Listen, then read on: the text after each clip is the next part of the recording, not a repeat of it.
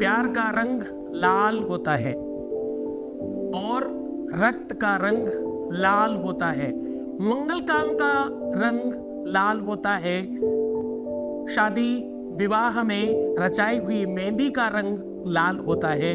आज मैं कह रहा हूं कि लाल सूरज को देख करके अगर ये बोल दो तो आपका प्रेम हमेशा मेहंदी की तरह बढ़िया रचा रहेगा। कहते हैं कि प्यारे को पान को पी, यारे को मेहंदी। पूरी बात जानना चाहते? देखिए पूरा शो।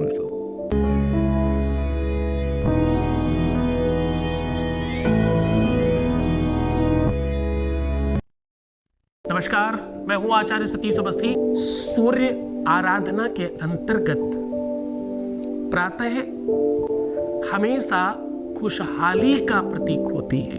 लोग उदाहरण में कहते हैं ना, घने बादल छट जाएंगे, हाँ, अंधेरा जीवन से समाप्त हो जाएगा, प्रकाश आएगा, खुशियां आएंगी। हर दिन एक जैसा थोड़ी होता है, घने अंधेरे के बाद उजाला बढ़िया आता है। इस प्रकार से बड़े सारे उदाहरण आपने सुने होंगे, लेकिन तुम्हारे प्यार में, तुम्हारी लव लाइफ में, तुम्हारी अपनी निजी लाइफ में अंधेरा कब छटेगा, कब सूरज उगेगा? अंधकार समाप्त करने के लिए सूर्य है। ज्योतिष की सारी गणना सूर्य से है। सूर्य प्राथमिकता में है। ज्योतिष के सूत्रों में सबसे पहले गणना सूर्य की होती है। सूर्योदय से शुरू करते हैं, इष्टकाल निकालते हैं, फिर भयात भवोग निकालते हैं, फिर कुंडली का निर्माण करते हैं। हाँ, सूर्य जीवित देवता है।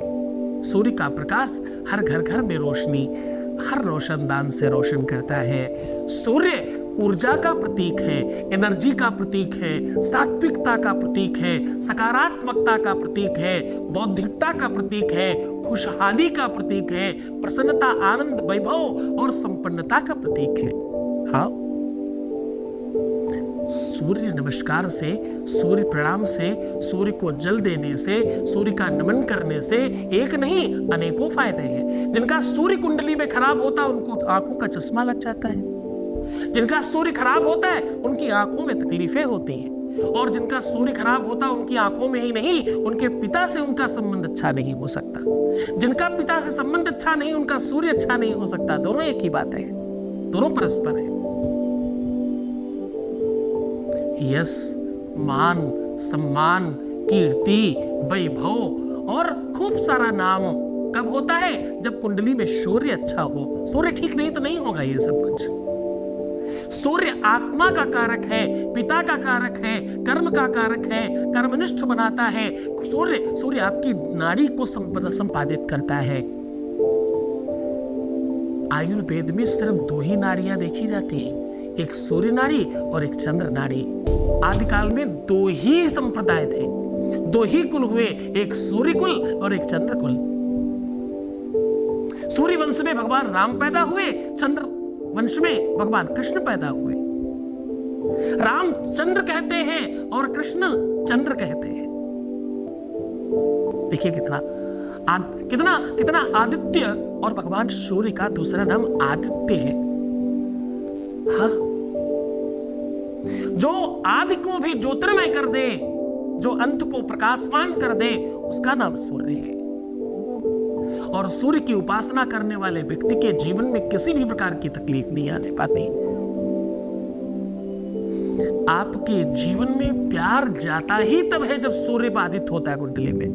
सूर्य शुक्र बाधित हुआ नहीं कि आपकी कुंडली से प्यार वापस गया नहीं। बातचीत तब बंद होती है, आपस में द्वंद्व तब होता है, टकराव तब होता है, बीच से अलग तब होते हैं। कब? जब कुंडली में सूर्य खराब होता है तब। हाँ, सिंघनो पजायते लक्ष्मी, कहते हैं कि आप धनवान तब हो सकते हैं जब सूर्य अच्छा हो। सूर्य की सिंगल राशि है सिंह राशि। हाँ, 5वीं राशि है और कहते हैं सर्वश्रेष्ठ राशियों में से एक है। इस राशि के लोग दुनिया में सबसे अलग पाए जाते हैं। इस राशि के लोग बिल्कुल अलग होते हैं सिंह राशि के। सूर्य का अपना निजी प्रभाव 2 राशियों पर पड़ता है, एक जिसका वो मालिक है और दूसरा जहां वो उच्च का होता है यानी मेष, उसका रंग भी लाल है। लाली मेरे यार की जित देखूं नित लाल, लाली देखन में चली, मैं भी है गई लाल। प्रेम तो वही है जो अपने रंग में रंग ले, प्रेम तो वही है जो अपने आप में प्रकाशवान कर दे। हम बचपन में सूर्य को शीशा दिखा करके कागज जला लिया करते थे। ना ही दिया सलाई की, ना ही माचिस की, ना लाइटर की, ना ही किसी आग की जरूरत होती।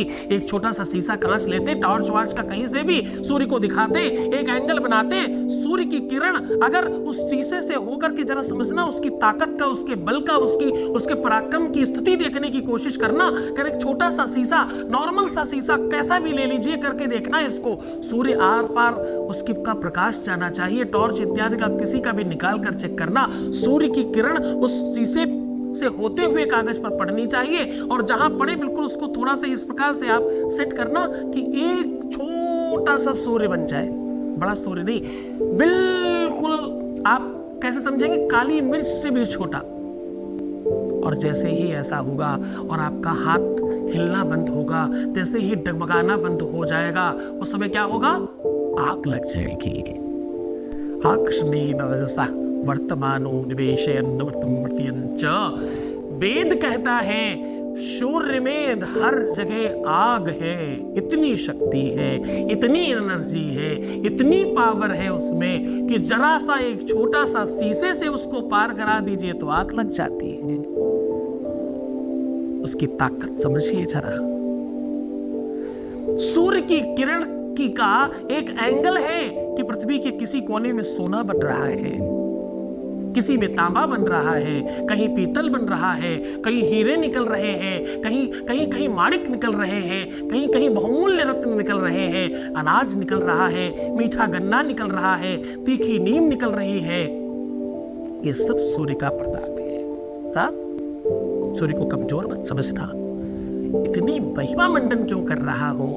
क्योंकि तुम समझ जाओ सूर्य को पहले। तुम जब समझ कर करोगे तो तुम्हारा भाव बनेगा। तुम जब समझ कर करोगे तो उसका बेनिफिट ले पाओगे। सूर्य को देखकर ये बोल देना, उसके बाद देखना तुम्हारा पार्टनर, तुम्हारा प्यार, तुम्हारा रिश्ता, तुम्हारा पति, तुम्हारी पत्नी कहीं भी होने दो दुनिया के कोने में, भाग कर आएगी तुम्हारे पास। आपको करना क्या है? आपको करना है लाल सूरज का दर्शन। बिल्कुल प्रातः पहली किरण जब सूर्य की निकलती है तो उसका रक्त बिल्कुल बहुत सुंदर, बिल्कुल केसरिया होता है। उसी समय आपको उसका दर्शन करना है। और एक मुद्रा बता रहा हूं, ऐसे दोनों उंगलियां, ये बीच की दो उंगलियां टेढ़ी करिए, आपस में एक दूसरे की तरफ अपोजिट करिए और रख दीजिए। ये दोनों उंगलियां पहली वाली फर्स्ट फिंगर के ऊपर, दूसरी वाली उधर फिंगर के अंदर, और अंगूठे से पकड़ लेना है ऐसा, और इससे दर्शन करना है। कहने का मतलब ये है, मृग बनाए, अपोजिट एक दूसरे के करके रख दे।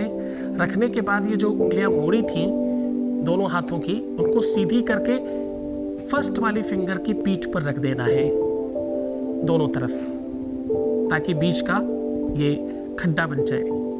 और उसके बाद थोड़ा अंगूठा को टेढ़ा करके उसको पकड़ लेना है दोनों तरफ। दोनों उंगलियों को अंगूठों से पकड़ना है, दोनों उंगलियों को। थोड़ा टफ होगा, प्रयास करेंगे, हो जाएगा। इससे दर्शन करना है।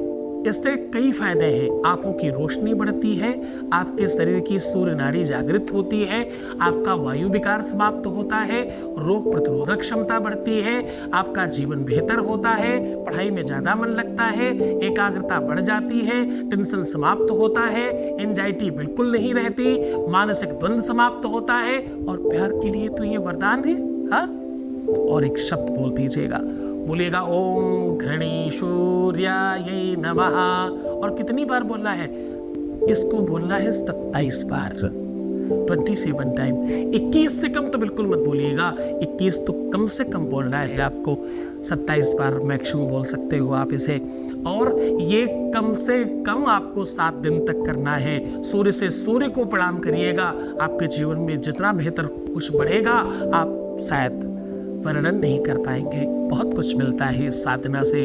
और जो लोग अनाज का दान करते हैं यानी गेहूं दान करें, तांबे का बर्तन दान करें, उनका सूर्य अच्छा हो जाता है। सूर्य को अच्छा करने के अनेकों प्रकार हैं, करके देखिए आपके जीवन में बहुत बेहतरी आएगी। बहुत प्रसन्न रहिए, आनंदित हो जाइए, ठीक होने की कोशिश करिए। मैं हूं ना तुम्हारे साथ। ओम नमः शिवाय।